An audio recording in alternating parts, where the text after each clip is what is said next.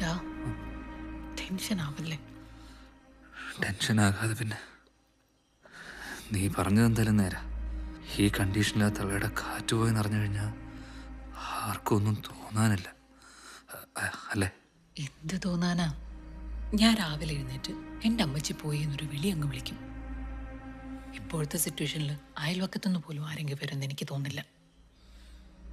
പള്ളിയിൽ നിന്നും അധികാരം വരാൻ പോകുന്നില്ല. മോൻ വന്നൊന്ന് കണ്ട കഴിഞ്ഞു പരിപാടി.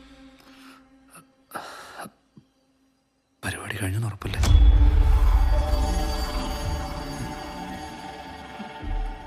നീ എന്താ അങ്ങനെ ചോദിച്ചേ? ഉറപ്പല്ലേ? ഞാനങ്ങ് ചോദിച്ചാടി. കഴിഞ്ഞു കാണും. നീ ചുമ്മാ ടെൻഷൻ അടിപ്പിക്കല്ലേ.